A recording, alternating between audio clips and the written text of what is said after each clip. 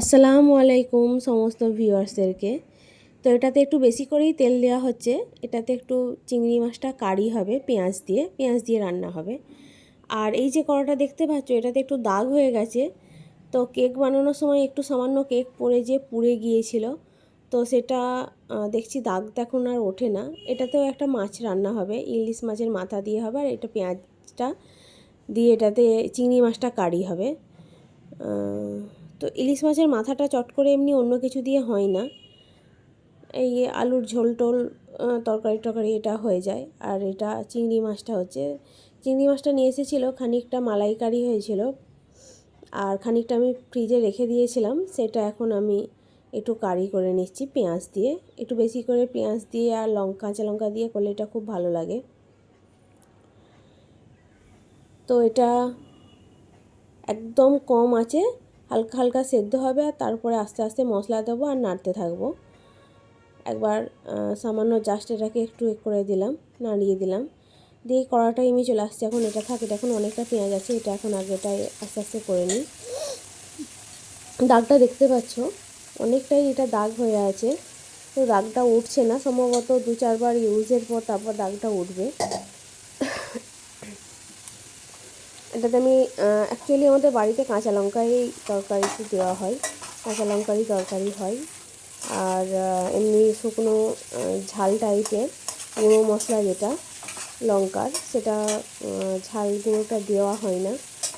একটু আমারও খেলে প্রবলেম হয়, আমার ছেলে মেয়ে সবারই প্রবলেম হয়, আর হাজব্যান্ড তো প্রবলেম হয়। আজ বলে না, আমি বিগত বেশ কয়েক বছর আমাদের এই ঝাল খাওয়া বন্ধ হয়ে গেছে। কতদিন বলবো, অনেক দিনই হয়ে গেছে বন্ধ, প্রায় মানে হিসাবে নেই কত বছর বন্ধ হয়ে গেছে।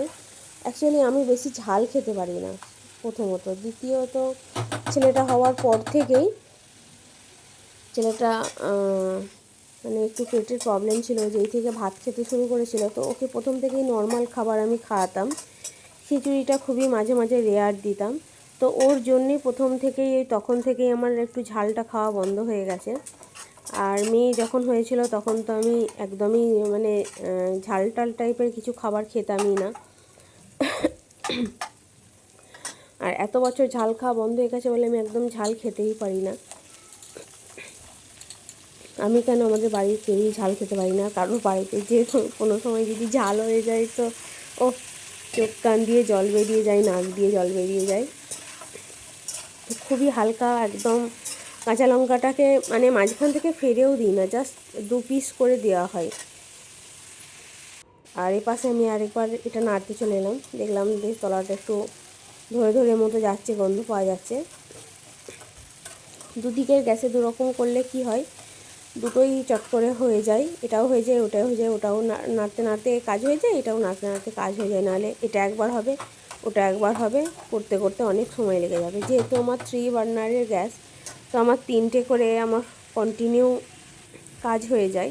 তো এর আগে ভাত আর আরেকটা তরকারি হয়ে গিয়েছিল, এখন এটা হচ্ছে। ওগুলোকে আগে তুলে সরিয়ে আমি রেখে দিয়েছি, এগুলো আর দেখানোর কিছু নেই। এটাও দেখানোর মতো তেমন কিছুই নাই, কিন্তু সিম্পলের মধ্যেই রান্না, তবুও আমি একটু শেয়ার করছি যে সিম্পলের মধ্যেও তরকারি কিন্তু খুবই টেস্টি হয়, একটু ভালো করে যদি রান্নাটা করা হয়। তো আলুটা একটু একটু মানে ভাজা ভাজা হবে। এটা দেখছো মাছটা, এটা একটা এমনি নর্মাল মানে মাছের লেজাটা, এটা অন্য একটা মাছ ছিল। আর ওই 2 পিস যে মাথা দেখতে পাচ্ছ ওটা ইলিশ মাছের মাথা।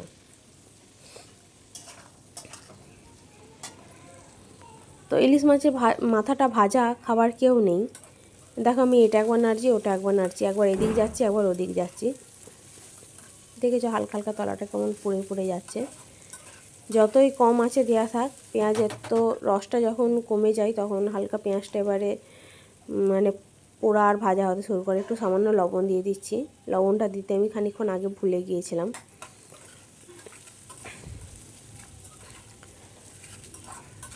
তো এটা এখন একটুখানি লবণ দিয়ে নেড়ে চেড়ে আমি রেখে দেবো, এটা একটু ফ্রাই হোক। এই চিংড়ি মাছটা আমি এটাতে দিয়ে করব। মোটা মোটা দাঁড়াগুলো ছিল বলে দাঁড়াগুলো আমি নিয়ে নিয়েছি। আর এই মাছটা এটা দিয়ে করব।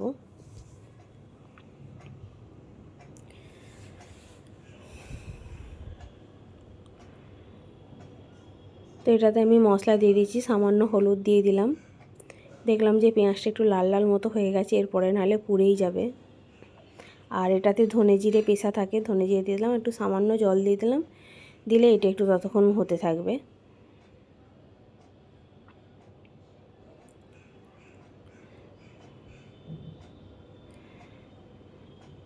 রান্নাটা খুব সিম্পল হলেও খেতে কিন্তু খুবই টেস্টি হয়। চিংড়ি মাছের মালাইকারি যেমন টেস্টি, আর চিংড়ি মাছের এমনি পেঁয়াজ দিয়ে কারিটাও তেমন টেস্টি, দুটোই খুবই টেস্টি হয়। আর এটাতে একটু হালকা হালকা ফ্রাই হবে, একটু মশলাটা দিয়ে তারপরেও কষা হবে। এখন এটার আলুটা যেটা জলটা আছে, এটা কড়াতে আস্তে আস্তে নাড়িয়ে নাড়িয়ে একটু আলুর জলটাকে মেরে নেব। এটা দেখো, এটাতে যে মশলাটা দিয়েছিলাম আর জলটা দিয়েছিলাম, জলটা টেনে নিয়েছে, শুকিয়ে গেছে। আগে এটা করেই নিই, তারপরে ওটা করব। পেঁয়াজটা দেখতে পাচ্ছ, অনেক অনেক পেঁয়াজগুলো কালচে কালচে হয়ে প্রায় মানে ধরে যাচ্ছিল। খারাপ লাগবে না এটা।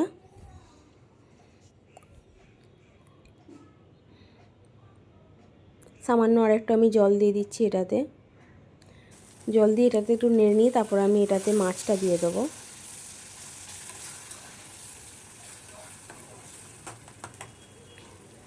এটা একটু পেঁয়াজটা সেদ্ধ সেদ্ধ মতো হয়ে যায়।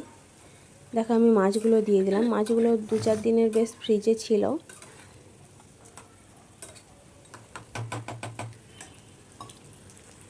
এটাতে একটু সামান্য আদা রসুন দিলেও ভালো লাগে, আর একটু এলাচ আর একটু দারচিনি দিলে ভালো লাগে। কিন্তু এই মুহূর্তে আমি আর এটাকে দিলাম না, একটু সিম্পলভাবেই এটাকে আমি করার চেষ্টা করলাম, যেটা সিম্পলভাবেই থাক। এটাতে আমি এবার একটু চাপা দিয়ে রেখে দেবো, এটা আস্তে আস্তে ফুটুক, ফুটে হোক, হয়ে গেলে বন্ধ করে দেবো আমি লবণটা দেখে নিয়ে।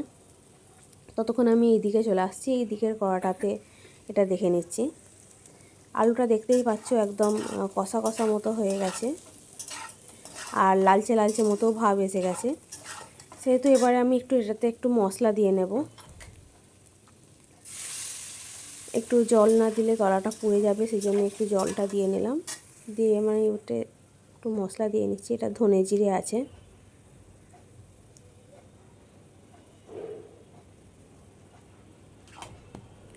একটু ধনে জিরে দিলাম, এই দিয়ে একটু নেড়ে নিচ্ছি।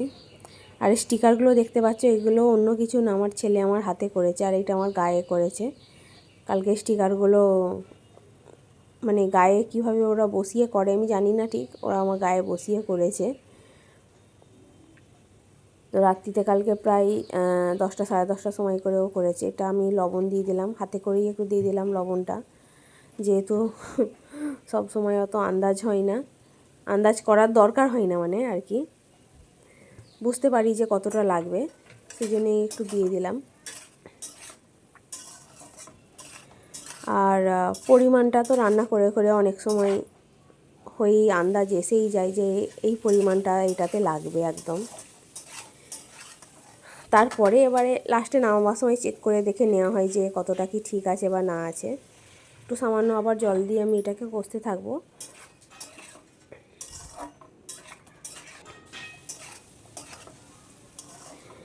এটাকে অনেকক্ষণ থেকে নাড়লে কি হয়, একটা আলাদাই একটা এর ফ্লেভারটা আসে। তো জলটা এবারে দিয়ে আমি পুরোপুরিভাবে করে নিলাম, দিয়ে আমি তরকারিটা এবার কষিয়ে নিয়েছিলাম অল্প অল্প জল দিয়ে। এবার আমি একটু জল দিয়ে এটাকে ফুটিয়ে নেব, ফুটিয়ে মাছটাকে দিয়ে দেবো, দিয়ে মাছটাকে ফুটিয়ে নিয়ে তারপর আমি চাপা দিয়ে দেবো এটাকে। ততক্ষণ আমি এদিকে একবার মাছটা দেখার জন্য চলে আসছি, চিংড়ি মাছটা এই দিকটা আমি একবার দেখে নিই। দেখো চিংড়ি মাছটা একদম প্রায় জল শুকিয়ে শুকিয়ে ধরা ধরা মতো হয়ে গেছে। তো আর এটাকে জল দেওয়ারও দরকার নেই, আর বেশি আর শুকনো করারও দরকার নেই। জাস্ট একবার দেখে নেবো যে লবণটা ঠিক আছে কি না। লবণ একদম ঠিক আছে, আর কোনো কিচ্ছু দেওয়ার দরকার নাই। এটাকে আমি এবারে বন্ধ করে দেব। এটাকে আমি এখন এবারে চাপা দিয়ে রেখে দিচ্ছি, আর কিছু করার দরকার হবে না এটা। দেখো আমি এবার এটাকে বন্ধ করে দিলাম। এবার আমি এদিকে চলে আসি, আমার এদিকের এই কাজটা হয়ে গেলে এটা হয়ে যাবে কাজটা। হালকা হালকা এটা ফুটতে শুরু করেছে।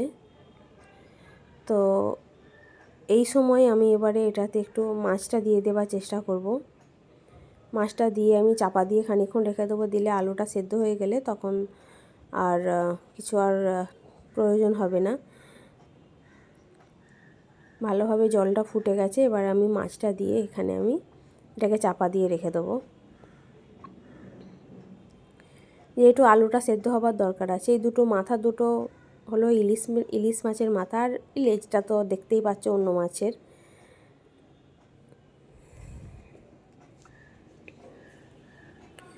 তো আমি ভালো করে নেড়ে চেড়ে দিলাম যাতে মাছগুলো ডুবে যায় ঝোলটাতে। তো ঝোলটা এতটা কিন্তু থাকবে না, ঝোলটা কমে যাবে। তো আমি একবার লবণটা দেখে নিচ্ছি ঝোলটা ফোটার আগে, একদম ঠিক আছে, আর কিছু দেওয়ার দরকার নেই। এটা এখন আমি চাপা দিয়ে রেখে দেবো, দিলে এটা খানিকক্ষণের মধ্যে